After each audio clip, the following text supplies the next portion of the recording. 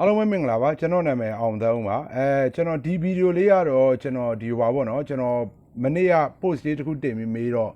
လူတော်တော်များများကစိတ်ဝင်စားရတယ်ပေါ့နော်ကျွန်တော်တို့ဒီ Excel file ကိုဘယ်လို expire date နဲ့ကျွန်တော်တို့ပိတ်မလဲပေါ့နော်အဲ့ဥစ္စာလေးကိုကျွန်တော်အခုဟိုဖန်တီးနည်းဝေမျှမှာဖြစ်ပါတယ်အဲ့မှာဖန်တီးနည်းက2မျိုးရှိတယ်တစ်မျိုးကတော့ easy way ပေါ့ easy way ဆိုတာကျွန်တော်တို့ VBA တို့ macro တို့ဒီ coding တွေပေါ့နော်အဲ့ဒါတွေကိုသိကြမလို့ပေါ့နော်ဘာလို့လဲဆိုတော့အဲ့ဒါတွေကြတော့ဒီ advanced tech ကိုနည်းနည်းမြင့်သွားပြီပေါ့နော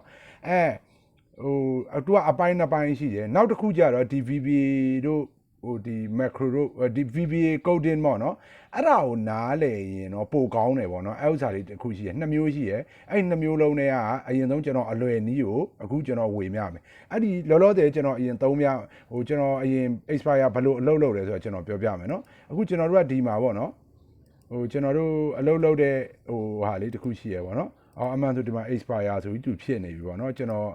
်တို့ဘာမှအလုပ်လုပ်လို့မရတော့ဘူးပေါ့နော်ဒီမှာ expire ဆိုရဲစာပေါ်နေဘာဖြစ်လို့ဆိုသူကဒီနေ့16ရက်နေ့ပေါ့နော်ဒီမှာ file name မှာကျွန်တော်16ရက်နေ့မှာ expire လို့ကျွန်တော်လုပ်ထားပါဒါရိုးရိုးနီးနဲ့ကျွန်တော်ပိတ်ထားပါနော်ဘယ်လိုပိတ်ထားလဲဆိုတော့ကျွန်တော်ပြမယ်ကျွန်တော်တို့ကဒီမှာပေါ့နော်ဒါကကျွန်တော်တို့ဒီမှာကျွန်တော်ရေးထားတယ်ပိတ်ဟို expire ကို expire ထားခြင်းနဲ့ရက်ကိုထားတယ်ဒါကြတော့ formula today ဆိုတဲ့ formula ဒီ today ဆိုတဲ့ formula အမြဲတမ်းလို့သူကတူ change နေ okay ကျွန်တော်ဒီနေရာမှာကျွန်တော်ခဏလေးကျွန်တော် password လေးတစ်ချက်ပြန်ဖြည့်လိုက်ကျွန်တော် password လေးတစ်ချက်ပြန်ဖြည့်လိုက်မယ်နော်အဲ့မှာကျွန်တော်ကအဲ့ဒီနေရာမှာ16ရက်နေရာမှာကျွန်တော်က20လို့ပြောင်းလိုက်မယ်20ဆိုမနှက်ပြန်ပေါ့နော်20ဆိုရင်တော့ခုနကကျွန်တော်တို့ကဒီမှာပေါ့နော်ဒီမှာရေနော်ဒီမှာကြည့်တရားတွေသုံးလို့ရနေအောင်မယ်တရားတွေသုံးလို့ရနေအောင်မယ်နော်ဒီမှာတရားတွေသုံးလို့ရနေအောင်ဒါပေမဲ့သူကသူ့ရဲ့ရက်ကဒီနေ့ expire ဆိုရင်တော့ဒီနေ့ expire ဆိုရင်တော့သူသုံးလို့ရမှာမဟုတ်ဘူးပေါ့နော်ဒီမှာဒီလိုတွေပေါ်နေပြီပေါင်းလုံးမြောက်သားတွေကဘာတစ်ခုမှမလုပ်တော့ဘူးပေါ့နော်ဒါကပုံမှန်နေမျိုးဒါကျွန်တော်ဘာကိုကျွန်တော် create ဟိုနည်းနည်းပေါ့နော်ကျွန်တော်နည်းနည်း compute ထားတဲ့နီးပေါ့နော်ဒါမျိုးကတော့ဒီမှာဆိုရင်ကျွန်တော်တို့ဒါဆိုကျွန်တော်ရဲ့ 2D format form ပေါ့နော်ဒီမှာဘာမှ reset တွေမပေါ်ပြပေးတော့ဘူး expire ဆိုတဲ့စာကြီးပဲပေါ်နေမှာပေါ့နော်အဲကြတော့အဲ့ဒီ expire ကိုဖျောက်ဖို့ဆိုရင်ကျွန်တော်တို့ကဒီ formula တွေကို lock ခတ်ထားတာဖြစ်တဲ့အတွက်အဲ့ဒီ passport ကိုတိမှဖွင့်လို့ရမယ်အဲ့ဒီ passport ကိုတိဖို့ဆိုရင်ကိုဖန်တီးကြရဆိုကိုစီကိုလှမ်းပြီးတော့တောင်းမှကိုကနေပေးတိုင်းမှသိရမယ်ပေါ့နော်အဲ့ဒါကတနည်းပေါ့နော်โอเคနောက်တနည်းကြတော့ကျွန်တော်တို့ကဒီ file ကိုကျွန်တော်အခုပိတ်လိုက်မယ်ပေါ့နော်ခဏလေးဒီ file ကိုကျွန်တော်ပိတ်လိုက်မယ်ဆိုရင်ခဏလေးဟုတ်ပြီအဲ့ file ကိုကျွန်တော်ပြန်ဖွင့်မယ်နော်ပြန်ဖွင့်ရင်အဲ့ကောင်ကိုကျွန်တော်ကဒီ file ပေါ့နော်ကျွန်တော်20ရက်နေ့ကိုexpire လုပ်ထားတယ်အခုကျတော့ VBA နီးပေါ့နော် VBA နီးပေါ့နော်အခုကျတော့နည်းနည်းပုံမြင့်နေပေါ့နော်အခုကသုံးဆွဲပုံကျွန်တော်အရင်မိတ်ဆက်တာနော်ဟုတ်ပြီအဲ့ဒီ VBA နီးကြတော့အခုကွန်ပျူတာကိုဖွင့်လိုက်ခြင်းပါပဲဒီ file ကိုဖွင့်လိုက်ခြင်းပါပဲသူကyou have one day left for မင်းတစ်ရက်ပဲကြံနေပေါ့ဒီနေ့တစ်ရက်သုံးမိမပြည့်ပြီပေါ့နော်ဟုတ်ပြီကျွန်တော်ကအဲ့ဒါကိုဟိုကလောက်လိုက်မယ်ဒီနေ့အပြည့်ကျွန်တော်လောက်လိုက်မယ်နော် for ဒီ format ကိုကျွန်တော်ဒီနေ့အပြည့်ဆိုပြီးကျွန်တော်လောက်လိုက်မယ်ခဏလေးဒီနေ့ဆိုတော့16ရက်ပေါ့နော်16ရက် okay ကျွန်တော်လောက်လိုက်မယ်အခုကျွန်တော်ဒီ file ကိုကျွန်တော်တစ်ချက်ပြန်ပိတ်လိုက်မယ်ကျွန်တော်ပြန်ဖွင့်မယ်နော်အခုကျွန်တော်ပြန်ဖွင့်တဲ့အချိန်ကျရင်ဘယ်လိုဖြစ်မလဲဆိုတော့ဒီမှာပေါ့နော် this file has ပေါ့နော် this file has expired if you want to renew is contact me ကျွန်တော်ဖုန်းနံပါတ်ပေါ့နော်ဒါကတော့ကျွန်တော်အဲ့လိုလေးလောက်ထားတယ်အဲ့ဒါကိုကျွန်တော်က okay နှိပ်လိုက်မယ်ဆိုရင်ဟုတ်ပြီ73ကျင်းနေတဲ့ဆိုရင် passport ရိုက်ထည့်ရမယ်ပေါ့နော် passport မသိဘူးဆိုရင်တော့မရဘူးပေါ့နော်ဒါလို့ passport မသိဘူးဆိုရင်ကျွန်တော် okay နှိပ်လိုက်ရင် file ကအဲ့လိုပိတ်သွားမယ်ပေါ့နော်အဲ့မှာကျွန်တော်တို့ကတကယ်လို့ passport တော့မသိဘူးပေါ့နော် passport တော့မသိဘူးမသိတာနဲ့ကျွန်တော် passport ကိုရန်တန်းထည့်တဲ့ဟာမျိုးလဲကျွန်တော်လုပ်ပြမယ်နော်ကျွန်တော် passport ကိုရန်တန်းထည့်ပြီပေါ့နော် passport ရန်တန်းထည့်ပြီဆိုရင်လည်းကျွန်တော်တို့ကဒီမှာ hey friend ပေါ့နော် be honest contact me ဒါတော့ကိုရေးစေခြင်းနဲ့စာရေးပေါ့နော် hey friend တငယ်ချင်းမင်းရိုးသားပါပေါ့နော်ဟိုဖန်တီးရဲ့လူကိုဆက်သွယ်ပါပေါ့ကိုရှောင်းမထည့်ပါနဲ့ပေါ့အဲ့ဒါပြီးရနဲ့ဒီ Excel file ကတူလို့ပိတ်သွားမယ်ပေါ့နော် okay ဟုတ်ပြီဒါပေမဲ့အဲ့ဒါနည်းနည်းလေးဟို advanced level ကိုကြိုတင်နားလည်ထားမှတာဖြစ်တဲ့အတွက်ကိုကျွန်တော်ကအခုဗီဒီယိုမှာတော့ကျွန်တော်ကဒီဟိုဟာနီးကိုကျွန်တော်အရင်ပြပါမယ်ဟိုဗာလဲဟိုရိုးပေါ့နော်ဒီ VBA မပါသေးတဲ့နီးကိုကျွန်တော်အရင်ပြမယ်ပေါ့နော် okay ဟုတ်ပြီကျွန်တော်ရဲ့တကယ် file တစ် file အောင်ပဲကျွန်တော်အရင်ကျွန်တော်လုပ်ရင်းနဲ့ကျွန်တော်ပြလိုက်မယ်နော်အဲ့ဟုတ်ပြီကျွန်တော်အခုဟိုကလုပ်နီးပေါ့နော်သူက okay ဒီကောင် copy ကူးမယ်ကဲသူများကိုပြရမယ်ဆိုမှ window ကလာလေးနေ copy paste ကျွန်တော်ဒီ inventory format ကိုကျွန်တော်လုပ်ဖို့လို့ inventory format THIR that upgrade ဟုတ်ပြီကျွန်တော်အဲ့ file ကိုကျွန်တော်ရဲ့ဒီ inventory format file ကိုကျွန်တော်ဖွင့်လိုက်ပြီ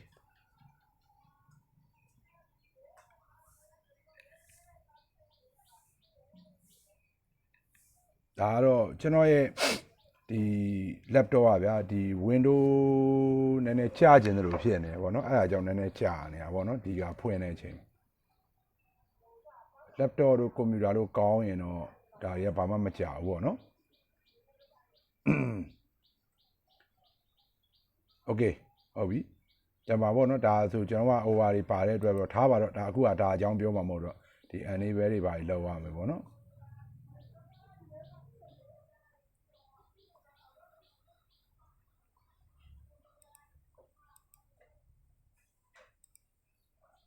you have မှာပေါ့နော်1000နဲ့မှ86ရက်ကျန်နေတယ်ပေါ့ okay ဟုတ်ပြီကျွန်တော်ကဒီဂျာကိုကြတော့ကျွန်တော်ဒီ VBA နဲ့ဟိုပိတ်တဲ့နီးစနစ်တော့ကျွန်တော်လုပ်ထားတယ်ဟိုဟာတွေတော့ကျွန်တော်မလုပ်ထားဘူးပေါ့နော်ဒီမှာကျွန်တော်ဒီမှာဆိုကျွန်တော်တို့အလုပ်တဲ့ဟာတွေပေါ့နော်ဒီမှာ data တွေပါပေါ့နော်ကျွန်တော်တက်နေရတယ်ဟုတ်ပဲကျွန်တော်အရင်ပိတ်ပြမယ်ပေါ့နော်ကျွန်တော်တို့အခုအရင်ဆုံးကျွန်တော်ကဘာအရင်လုပ်မယ်ဆိုတော့ကျွန်တော်တို့ကဒီရှိလေးတစ်ခုအသစ်တစ်ခုခေါ်လိုက်မယ်ပေါ့နော်ဒီမှာရှိလေးအသစ်တစ်ခုခေါ်လိုက်မယ်အဲ့ရှိလေးမှာကျွန်တော်တို့ကဟိုပါပေါ့နော်ရက်ဆွဲတစ်ခုကျွန်တော်ကထည့်လိုက်မယ်ပေါ့နော်ရက်ဆွဲကအခုထားပါတော့နော်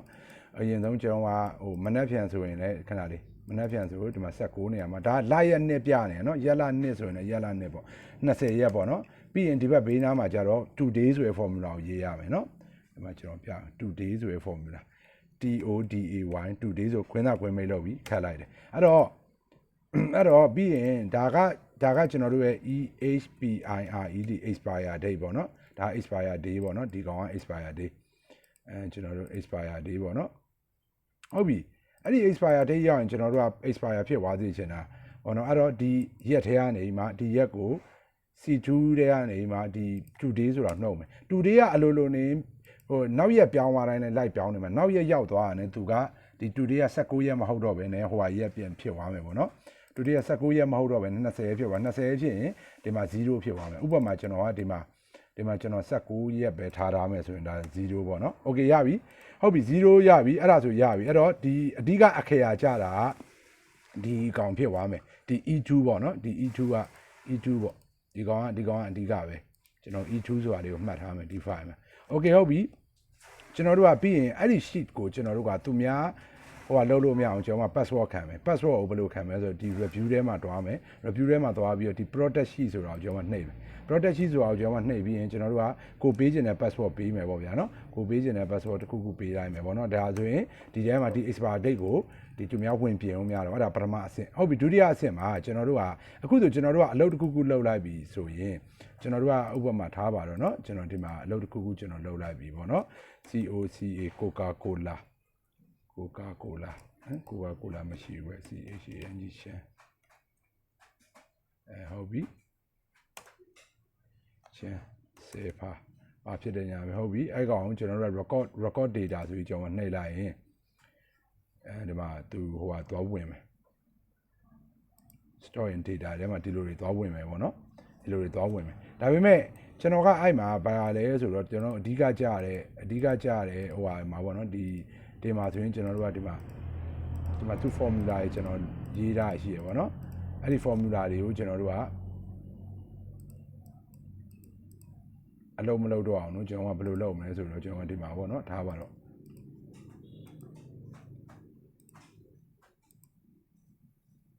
ဒီ formula လေးရှေ့မှာပေါ့နော်ဒီမှာနော်ဒီမှာ formula အပေါ်မှာပေါ့နော်အပေါ်မှာ formula ဘာကိုတွေ့ရနော်ဒါမှမဟုတ်လည်းဒီအောက်မှာကျွန်တော်လုပ်ပြမယ် formula ဆိုတာရှိမယ်ပေါ့နော်အဲ့မှာခဏလေး ဟုတ်ပြီအဲ့ဒီ if error အဲ့ဒီ formula အားလုံးရဲ့ရှေ့မှာဒါကိုလိုက်ရေးရမယ် I have if ဆိုတာကိုရေးလိုက်ပြီးရင် tag ကိုနှိပ်လိုက်နှိပ်ပြီးရနဲ့ကျွန်တော်ကခုနက sheet ကလေးကိုသွားမယ် mouse ကနေသွားပြီးရင်ဒီဥစ္စာကဒီ e2 อ่ะပေါ့နော် e2 ကပြီးရင်less than လေးကိုနှိပ်မယ်ပြီးရင် equal to နှိပ်မယ် less than equal to 0နဲ့ညီပြီး0တက်ငယ်တယ်ဆိုရင်မျက်တောင်ဖွင့် EHPIRED expire ဆိုပြီးပဲပြပါတကယ်လို့ဟို0တက်ငယ် expire ပြအဓိကအခရာလေးကဒါပဲဗျာအဓိကအခရာလေးကဒါပဲเนาะအဓိကအခရာလေးကတရားပဲအဲ့ဒါကို control C copy ကူးထားမယ်ပြီးရင်ရတယ် okay နှိပ်လိုက်မယ်ပြီးရင်ဒီကောင်လေးကို double click ပေးလိုက်မယ်ပြီးရင် double click ပေးလိုက်မယ်ဟို sorry ဒီမှာ E2 ကိုကျွန်တော်က lock ခတ်ရမယ် lock ခတ်တာF4 ကိုနှိပ်ပြီး lock ခတ်လိုက်မယ်เนาะဒီမှာ dollar sign လေးဖြစ်သွားရယ်เนาะdollar sign လေးဖြစ်သွားရယ်เนาะအဲ့လို lock ခတ်လိုက်မှအောက်ရွှေ့နေဟိုမှာမဖြစ်မှာဘူးเนาะဟုတ်ပြီအဲ့လိုတွေလုပ်မယ်ပြီးရင်အဲ့ကောင်လေးကို copy ကူးမယ်ဒီမှာเนาะဒီကောင်လေးကို copy ကူးမယ်ဒီကောင်လေးကို copy ကူးမယ် copy ကူးပြီးရင် formula ထည့်ထားသမျှအကွက်တွေရဲ့ရှေ့မှာပေါ့နော်ဒီမှာ formula ထည့်ထားသမျှအကွက်တွေရဲ့ရှေ့မှာဒီရှေ့ဆုံးလေးမှာ equation ရဲ့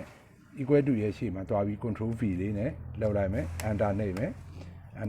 ပြီးရင် double click နဲ့အောက်ကိုဆွဲချမယ်ပြီးရင်ဒီမှာလည်းအဲ့လိုပဲဒီလိုလုပ်မယ်ခုနက copy ကူးထားတဲ့အဲ့ဒီရောက်ရလေးပေါ့အဓိကက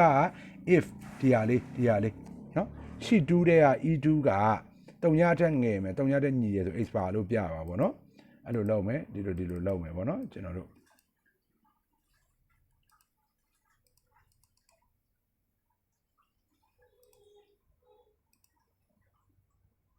အဲ့တော့အဓိကပေါ့ဗျာကျွန်တော်ကတော့တနေရာပဲလုပ်ပြမယ်အဲ့မှာမှကျွန်တော်တို့ရဲ့ဒီ file တစ် file မှာအဓိက main ကြားတဲ့နေရာတွေပေါ့နော်အဓိက main ကြားတဲ့နေရာတွေမှာဒီ formula လေးကိုလိုက်ထည့်ထားမယ်ဆိုရင်အဓိက main ကြားတဲ့နေရာမှာအလုံးမလုံးရင်ကျန်တာအလုံးမလုံးတော့ဘူးပေါ့နော်ဟုတ်ပြီကျွန်တော်အခုဥပမာကျွန်တော်လုပ်ပြမယ်အခုဆိုရင်ကျွန်တော်ကအလုပ်လုပ်မယ်ဆိုအလုပ်ကလုပ်နေသေးရပေါ့နော်ဥပမာဒီ INGE က Tiger ကျွန်တော်ရိုက်ထည့်လိုက်မယ် sorry ကျွန်တော်ဟိုမရှိဘူးနဲ့တူထားပါ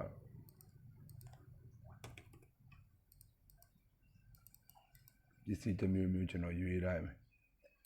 လို sugar ဒီမှာတူအလုပ်တွေလုပ်နေသေးရပေါ့နော် okay ဟုတ်ပြီကျွန်တော်ဒီ sheet 2မှာပေါ့နော်ဒီ passport လေးကိုကျွန်တော်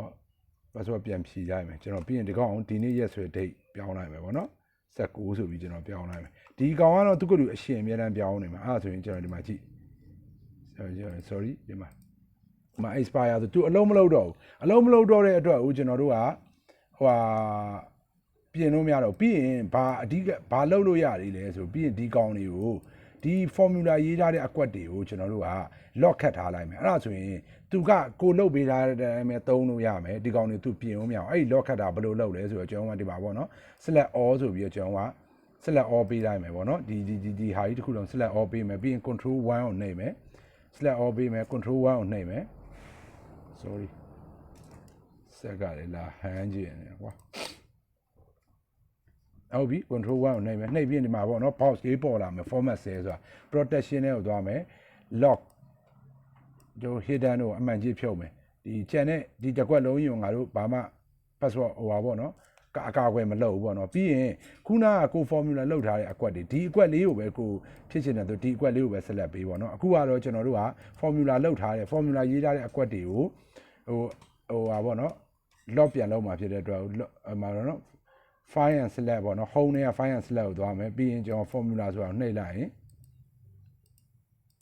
ခဏလေး file and select ကိုသွားမယ် formula ဆိုတာသွားလိုက်ရင် formula လောက်ထားတဲ့အကွက်တွေကိုသူက select ပေးတယ်အဲ့ကြမှာ control 1ကိုထပ်နှိပ်မယ်ဒီ select ပေးတဲ့အကွက်တွေကိုပဲကျွန်တော်တို့က lock နဲ့ hidden လုပ်မယ်အဲ့လိုလုပ်လိုက်တဲ့အချိန်မှာကျွန်တော်တို့က password ခံလိုက်ရင်ကျန်တဲ့ select မပေးတဲ့အကွက်တွေမှာအကျုံးမဝင်မဲနဲ့ဒီ select ပေးတဲ့အကွက်တွေပဲအကျုံးမယ်ကျွန်တော်က password ခံလိုက်မယ်ဟုတ်ပြီနော်ဟုတ်ပြီအဲ့လိုကျွန်တော်က password ခံလိုက်ရင်ကျွန်တော်ဒီမှာရတော့ကျွန်တော်တို့အလုပ်လုပ်လို့ရနေမယ်ဒါပေမဲ့ဒီမှာတော့ကျွန်တော်သွားပြင်လို့မရတော့เนาะအဲမျိုးပေါ့เนาะထားပါတော့ကျွန်တော်ဒီမှာသွားပြင်လို့မရတော့ formula ရေးထားတဲ့အကွက်တွေမှာသွားပြင်လို့မရတော့ပြင်လို့မရတော့တဲ့အတွက်ကိုသူ73ကျင်နေဆိုရင်ဒီရက်ကိုလာပြင်မှရမှာပေါ့เนาะဒီရက်ကိုကျွန်တော်တို့ကအမှထားပါတော့21လို့ပြင်လိုက်ရင်ဒီမှာ2ရက်ဖြစ်မယ်ပေါ့เนาะအဲ့ဒါဆိုရင်တော့ကျွန်တော်တို့ကဒီမှာ သုံးလို့ရနေအောင်ပဲပေါ့နော်ဒီမှာသုံးလို့ရနေအောင်ပဲပေါ့နော်ဒီမှာနော် store in function ဆိုရယ်ဟုတ်ပြီကျွန်တော်တို့ကအဲ့ဒီ sheet လေးမှာတွားပြီးတော့သူ့ရဲ့ရက်ရောက်သွားပြီဒီတူတွေကနေ့စဉ်ပြောင်းနေမှာဖြစ်တဲ့အတွက်ယခုဖြစ်နေတဲ့ရက်ပြောင်းမှာဖြစ်တဲ့အတွက်သူကြော်သွားပြီပေါ့ဥပမာကျွန်တော်တို့က password ကို18ရက်လောက်ထားဆိုရင်ကျော်မှာဟို18ရက်လောက်ထားဆို2ရက်ကျော်သွားပြီ -2 ဖြစ်သွားပြီ3ညထက်ငယ်ပြီဆိုရင်လည်းကျွန်တော်ကအလုံးမလုပ်တော့ဘူးပေါ့နော်ဒီမှာ expire ဆိုပြီးဖြစ်မယ်ဖြစ်ရင်အဲ့တော့ကျွန်တော်တို့က password ခံထားမှာဒီကျွန်တော်တို့ဒီ expire date အတွက်ဖန်တီးရတဲ့ sheet ကိုလည်း password ခံထားရမယ်ပေါ့နော်ဒီမှာ protect sheet ဆိုတာဒီ review တွေက protect sheet ကိုမှတ်မိမဲ့ password လေးခံပြီးရင်ကျွန်တော်တို့ကအဲ့ဒီကို formula ပေါ့နော်ဒီ formula လေးလိုက်ထည့်ရေးထားတဲ့အကွက်ဟို sheet ကိုလည်းဒီ formula လေးပေါ့နော်ဒီ formula လေးအဓိက main ကဒီ formula လေးပေါ့နော်ဒီ sheet 2ရဲ့ e2 ဆိုတာတော့အပြောင်းလဲရှိနိုင်တယ်ပေါ့နော်ဒါကကျွန်တော်ကနမူနာရေးပြတာမို့လို့နော်အဲ့မှာကျွန်တော်ပြမယ်sorry ဗျာဒီမှာပဲကျွန်တော်ပြတော့ဒီမှာတော့ဒီဟာလေးပေါ့နော်ဘာဖြစ်လို့လဲ sheet 2ရဲ့ e2 မှာရေးထားတာဖြစ်တဲ့အတွက်တော့ပေါ့နော်တကယ်လို့တခြားဟာ sheet 2မဟုတ်ဘဲနဲ့တခြားဟာဘာညာဖြစ်နေရင်တော့လေတမျိုးပေါ့နော်ကဲဟုတ်ပြီ internet ကလည်းအခုကပြတ်သွားပြီဆိုတော့ကျွန်တော်လောလောဆယ်တော့